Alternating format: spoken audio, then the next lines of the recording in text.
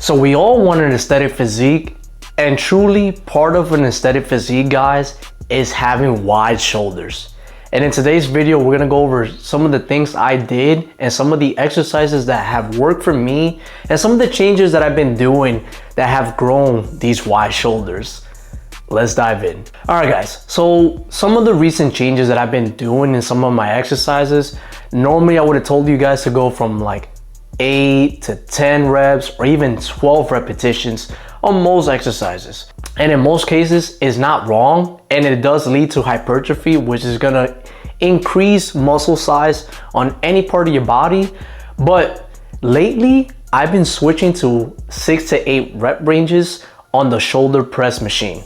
And so the first thing, guys, I would do is focus on anything that's gonna hit that front delt of your shoulders.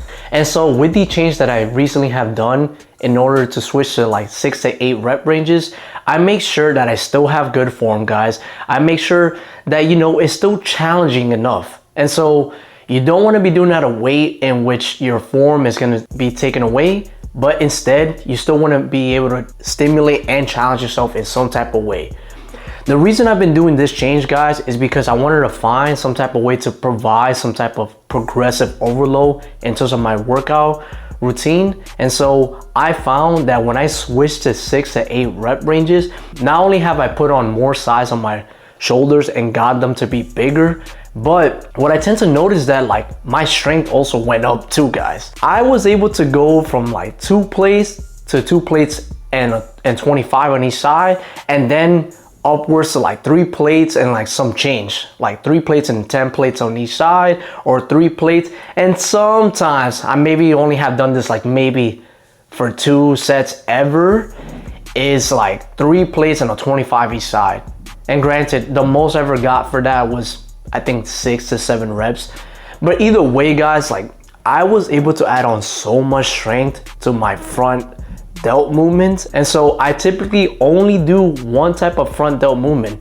And that's the thing, guys, when it comes to your muscles, you only need to hit maybe 3 exercises, maximum 4. Like anything more than that, guys, I tend to find that you're gonna get too fatigued, your recovery is not gonna be as well, and then, you know, you're gonna get diminishing returns. Like, doing more is not always better, guys. Sometimes doing less is a lot more rewarding in terms of the long-term journey. With the 6 to 8 rep ranges, not only have I increased in size and strength, but my workout tend to move a lot faster.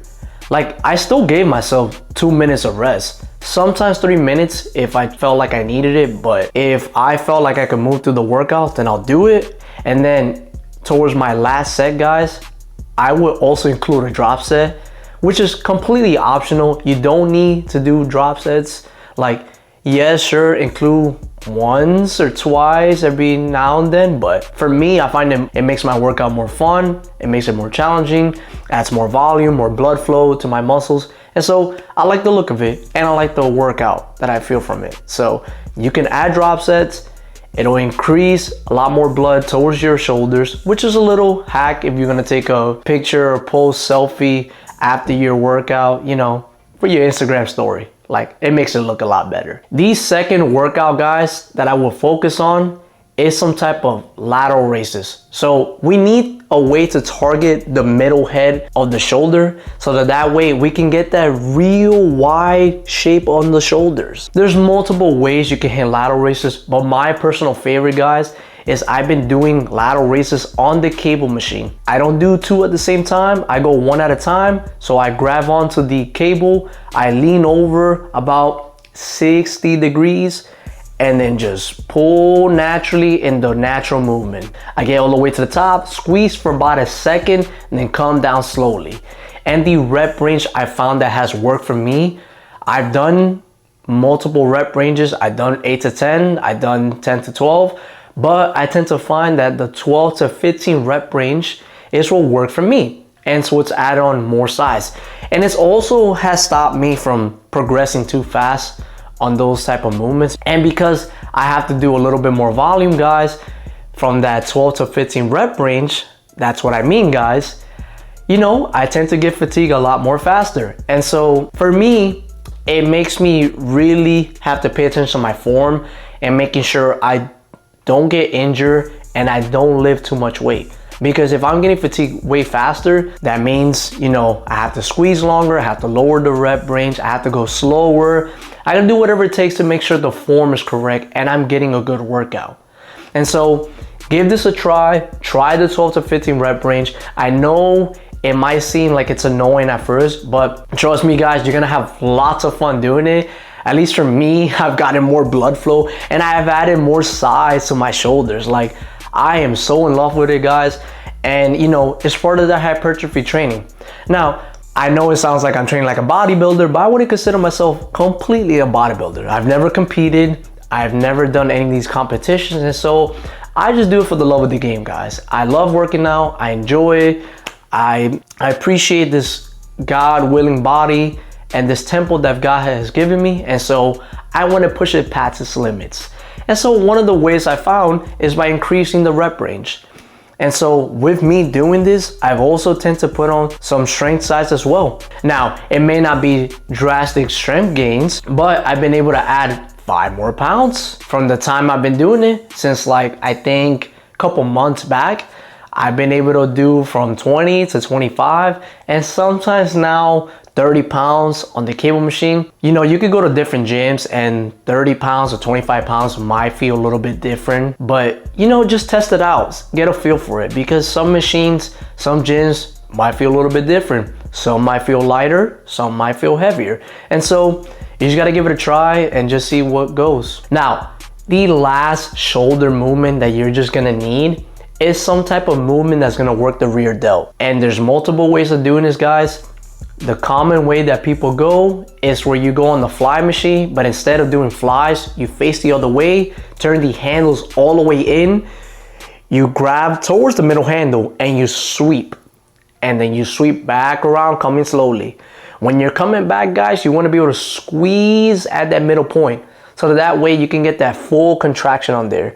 And then when you're coming back, come back slowly, guys, because we're gonna focus on time under tension. But my personal favorite movement that I've been doing, because I've done those before, I've switched to just doing a single cable where I grab the cable at the cable machine, hold on to the cable and just sweep like this. Typically, the height level that I put it on is somewhere that aligns with my shoulder level. So if you're a shorter guy, you know, make sure you lower down. If you're a much taller guy, put it higher up. You gotta figure out what works for you. And you still wanna do the same motion where you're coming all the way around, but instead, since you have no pad and nothing, no chest support, as you're coming back, you wanna open up your chest so that way you can get that full squeeze and that mind muscle connection right there on the rear delt. So for those, I also tend to do a 12 to 15 rep range so that way I can get more contraction and more squeeze and more blood flow on there. That's what's also been working for me, guys. Sometimes if I get really tired, I get to the 12 rep range, take a little pause, breathe for like about 3 to 5 seconds, because you know, I need to catch my breath. You know, sometimes we're getting tired. And so I get an extra 3 reps and then I rest. Not to mention, guys, when I'm doing lateral raises and rear delts, I tend to superset them, guys. These are small little muscles that I found that you could superset, and so I don't have trouble with it, but if you do, you could take your time doing them. But I found that like I can superset them, and you probably can as well without any problem, without, you know, feeling like you're out of breath. Now at first, yes, it's gonna be a little challenging. It was a little challenging for me, but it saved me so much more on time, guys.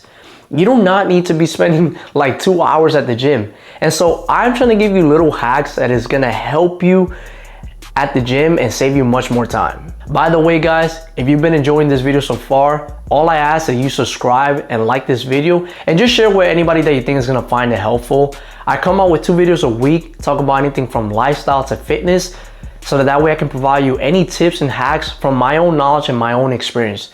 And so guys, you know, we're halfway towards the watch time hours, towards being monetized. And so all I ask is you share it. And you know, if you find this video helpful, keep watching my other videos, guys. And let me know what you think. Criticize me, give me some comments. Let me know what else you guys want to see so that way I can keep providing you more knowledge and more ways to help you guys. So guys, alongside with hitting these 3 type of exercises, because realistically, you just need to be able to find a way to hit all 3 heads of the shoulders. You need to make sure that you're doing compound movements in your workout routine. So you need to be able to hit chest and you need to be able to hit back. Reason I say chest is because on those days that you're hitting chest, it's indirectly working on your shoulders, because hitting chest are compound movements, meaning it's working more than one muscle group. As well, you need to hit back. When you're hitting back, your rear delta are also getting activated. And so these are ways that you can keep working on your shoulder without directly hitting them on your other days. And so you need to be mindful when you're going to your shoulder day. If you're coming back from a chest day or a back day, you might be already pre-fatigued. And so if you're doing a push day, just make sure you're going a little lighter on those other movements. But if you're doing the next day, what I tend to find that you're gonna be okay, you just gotta go a little bit lighter and just listen to your body. Look, building wide shoulders is not about doing so many exercises, but it's about being efficient with the exercises that actually truly work. And so in order to save you time, you just need to do 3 exercises, guys, and you just need to do them efficiently, because that's exactly the proven step method that has worked for me. So now that you know how to build wide shoulders and know how to not waste your time in the gym, I want you to click on this video over here where I talk about how to actually lock in. And yes, guys, these are proven methods that are actually gonna work, and discipline is gonna play a part in it. So if you need to find a way on building some discipline and some well-established habits, click on this video and I'm sure you'll be well off. I'll see you guys in the next video.